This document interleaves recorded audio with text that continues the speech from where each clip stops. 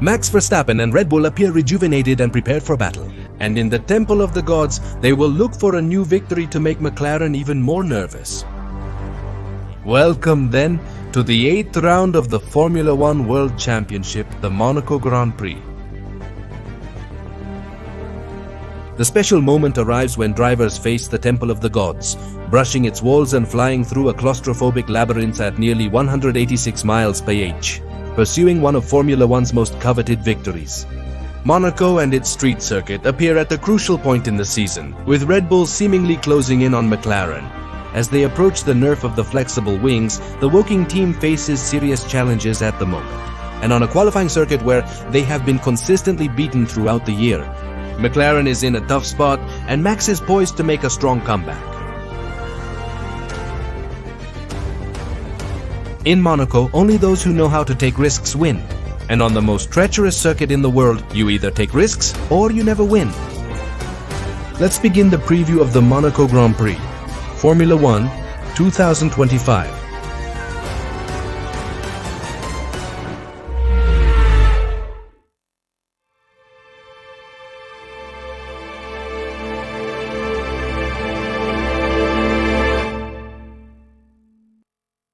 Imola Funantes, and a later point in the season, with all the teams that brought updates, where things have changed significantly, and with no time to rest, it's time to the crown jewel of the Formula One world calendar. The circuit, perhaps the most traditional in the Grand Circus, is a true test of patience, virtue, and above all, talent. The most famous streets in the motorsport world that will bring the Monaco Grand Prix to life. So ladies and gentlemen, and to start off this preview, it's time to get to know the special venue that will bring this new round of the Formula One World Championship to life. Monte Carlo, Monaco. Its Circuit de Monaco track debuted in Formula One's inaugural 1950 season, built in the harbor of this city. 3.3 kilometers of track, 78 laps, 19 corners, only one drag reduction system zone, and just one area to try overtaking, although it's not very clear. Characterized as a street circuit, twisty, insane, and extremely narrow. The first sector is the quickest of the three, with 4 corners including the heavy braking at San Devote. Although such high speeds are not reached, considering that the straights are short, and it's a sector where acceleration is absolutely key. This is also where you'll find the only drag reduction system zone on the entire track, on the main straight. This entire area is a drag reduction system zone from the end of Sector 3 to the braking point at Turn 1. But due to the distance and how narrow the straight is, overtaking is almost impossible, unless there's a very clear advantage with your car. Other than that, the cars continue their way up Borbash Hill and face the delightful casino corners. Brushing the wall is nearly essential to achieve optimal lap times in it. It's an extremely fast sector within the limits of this circuit. But believe me, it's just the beginning of this damn gem of a track. The second sector features the most complex corners and the fastest part of the circuit. It begins with the challenging Mirabeau corners and the Hotel Use corner, the slowest turn of the season, where it's vital to go wide enough and turn without climbing too much onto the curb so you can complete the corner without hitting the wall and make a full turn. That's why traction and the racing line become absolutely crucial in this part of the circuit.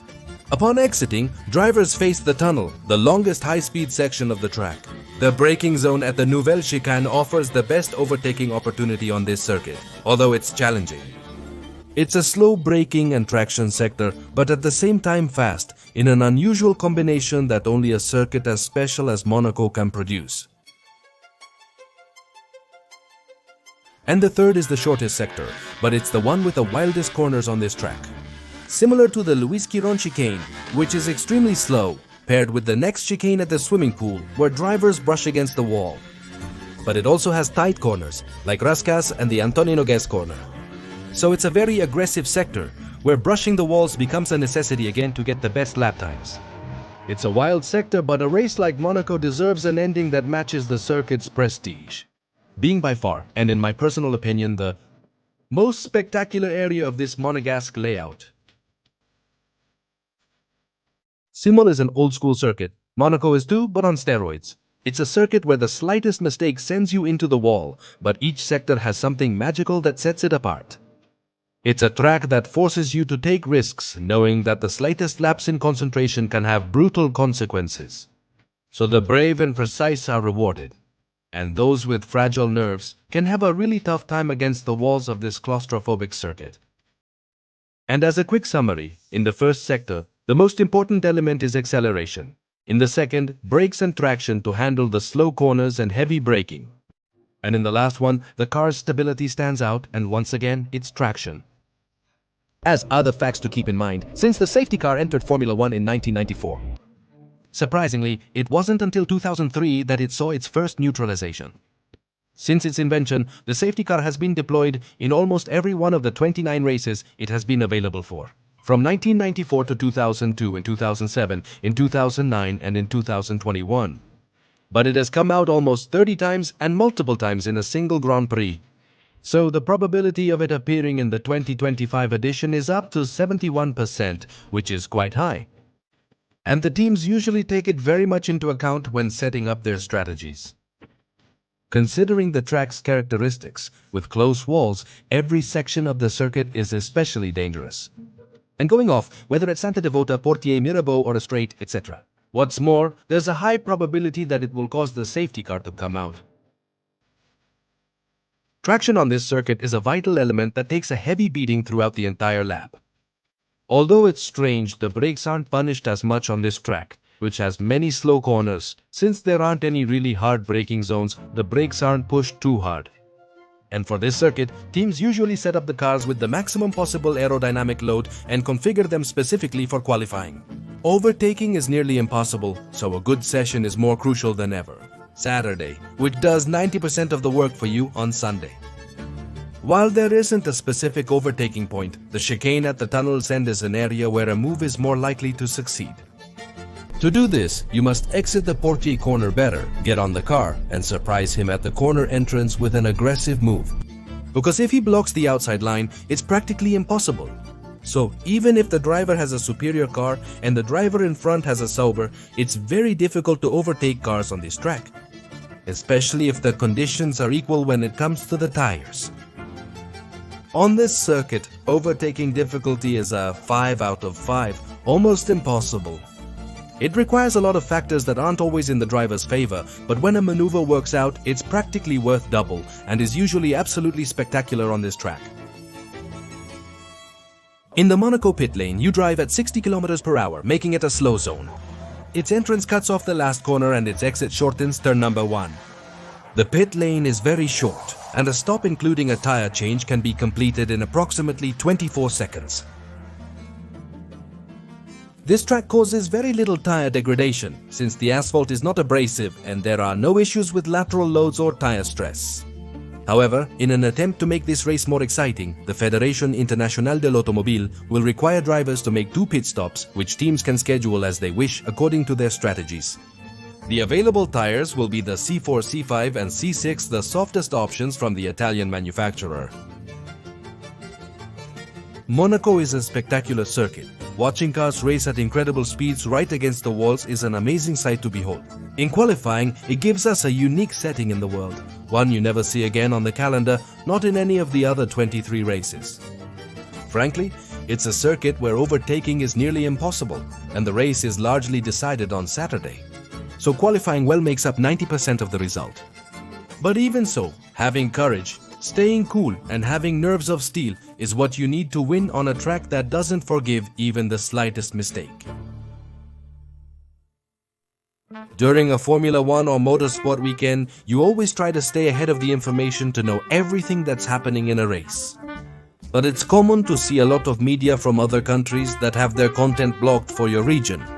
And because of that, you can't watch exclusive interviews, news reports, analysis, and a bunch of other things that directly get in your way when you're trying to find information.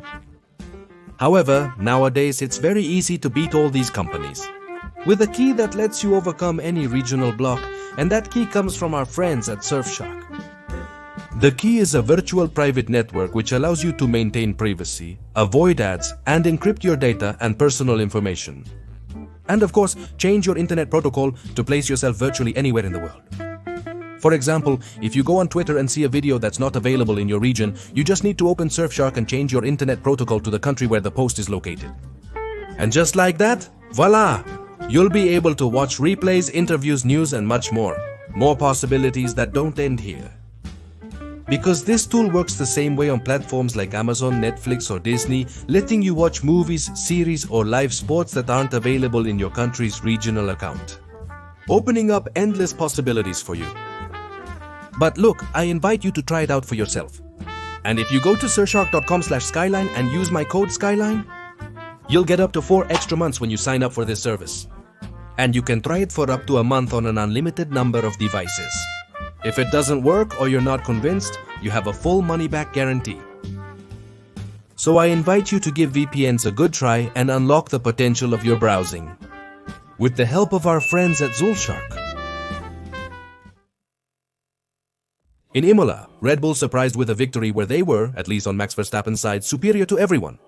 In terms of degradation and pace, and where, in an initial sketch, it seems that the upgrades they brought are working. This slow circuit could provide a new chance to gauge their progress, as they still have far to go to confirm their strength.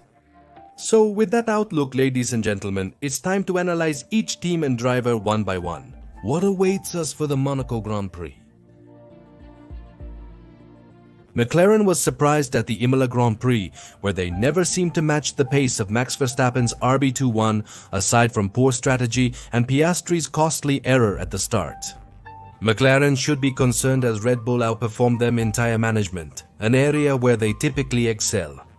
It appears they have matched them, and with the upcoming technical regulations for Spain rumored to affect this team, the situation is concerning. It's worth noting that despite rumors before the Imola Grand Prix, McLaren brought only a few updates to their car. It's said that they'll only introduce their full upgrade package in Spain, preparing for the regulation change. Meanwhile, things might be a bit difficult for Monaco, since it's a circuit where qualifying does 90% of the work for you. And even though circuits with slow corners are where McLaren shines in qualifying, that's also where they've been most vulnerable this year. And if they beat them again on this circuit, where it's practically impossible to overtake, it's very likely they'll beat them again. And it will be another missed opportunity for this team before the rule changes, where we don't know where everyone will end up. McLaren has work ahead, and their drivers must deliver their best qualifying laps and capitalize on their slow corner strength to beat rivals. Because if they keep wasting opportunities, they won't. Be surprised if at the end of the year, at least in the drivers' standings, they end up empty-handed. It seems that Mercedes has struggled again with the high temperatures, just like with last season's car. In Imola, Mercedes had their worst weekend of the year, indicating they still don't fully grasp their car's performance. And despite a promising start to this season, things aren't looking good at all for the Silver Arrows. Their upgrade package is still on the way. The project will continue through the Canadian Grand Prix, with updates anticipated for both the Spanish and Canadian races. But there's still doubt about whether it will be enough to solve an issue that they've been unable to fix since last year. However, in qualifying, particularly for George Russell, they have been quite competitive. So this weekend could be positive if they nail the right lap on Saturday. As has actually been happening already. Russell's third place in Imola, or the pole position, and subsequent third place in the regular race by Andre Kimi Antonelli. But what happens later in this season raises serious doubts about the German team's 2025. I have no doubt that sooner or later they will decide to throw in the towel with these ground effect Venturi tunnel cars and focus on 2026. Red Bull seems to have taken a step forward with their latest update, installed in Imola, where they were fast and their race pace was consistent as well as strong. And has their tire degradation management been as good or even better than McLaren's, working with clean air? Now, it's true that the step forward was made, and it's evident, because even with heat and with a super soft tire, they managed to control the pace. However, they also gained from clean air and tracks like Imola, which has few slow turns favoring the RB21. So, to confirm Red Bull's step forward, it's necessary to see how they perform on a circuit where they've struggled before, like Monaco. And precisely, a circuit with slow corners that requires a lot of traction, where McLaren usually shines. But it's true that despite this, here they'll have another great opportunity to beat the Papaya team. In qualifying, only Max Verstappen has consistently outperformed McLaren this season. He'll have a new opportunity to secure crucial points to close the gap with McLaren in the drivers' standings if he succeeds. So Max Verstappen in particular has a very good chance of taking a victory if he manages to pull off one of those magical laps he's used to giving us. Even though things with Ferrari still look bad, the reality is that, at least in race pace, the Italians seem to have potential. Where they struggle is in qualifying, where it seems they can't find a way to get the tires up to temperature and nail the perfect lap. Given their performance in Monaco, they'll likely struggle on this circuit again, since this is a track where qualifying does 90% of the work. It looks very difficult for the prancing horse to repeat last year's feat. But let's remember that in Monaco, really anything can happen in a chaotic context. William remains the undisputed midfield leader, confirming his strength. Once again, they leave with a massive points haul, largely thanks to Alex Albon. However, in previous episodes we mentioned that fast circuits are exactly what suits this car best.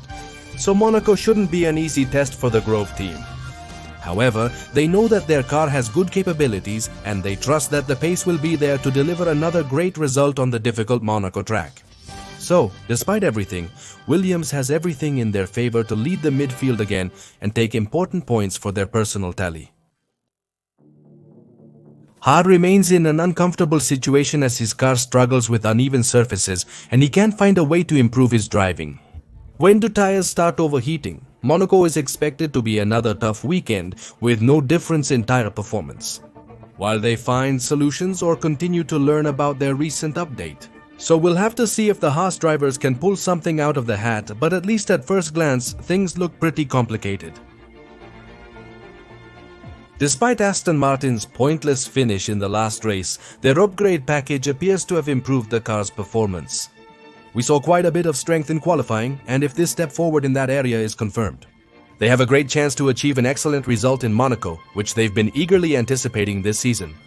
It's too early to draw conclusions, but it appears Aston Martin has finally nailed a good update. We'll have to see how it works in Monaco and Spain, but the signs are good. And maybe that will allow them to get out of the bottom and score points much more regularly this season. The Racing Bulls scored points again, at least on Hadjar's side, who was in impressive form and maybe deserved more points. But luck wasn't on his side.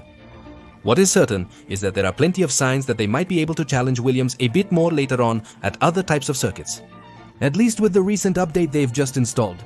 For now, Racing Bulls face another tough task, making the car work on the challenging Monaco circuit. Although for now the team is confident they can get a great result by taking advantage of their qualifying pace, the fight definitely won't be easy, with how tight the grid is in this 2025. Despite a disappointing weekend, Alpine is focused on the upcoming Monaco race. As a circuit that could benefit them since speed isn't crucial on this track, this allows them to maximize their potential. In fact, Gasly showed he had good pace during the last race in Imola, but his chances of scoring points disappeared when he went off track into the gravel in the opening laps, ruining his race. So Alpine will look to Monaco to capitalize on their strength in qualifying and with that, score good points at the circuit, which might benefit them the most out of the whole season. As usual, there's not much to say about Sauber. It looks difficult for them to score points unless there's a chaotic race, because under normal conditions they hardly have any chance at anything, no matter how tough this circuit is. So we'll see if Lady Luck shows up for Sauber on this track. But under normal conditions, no. They shouldn't get out of the back, where they've belonged practically all season. As for the weather, this weekend there's no chance of rain showing up to create a chaotic situation, at least for Friday and Sunday.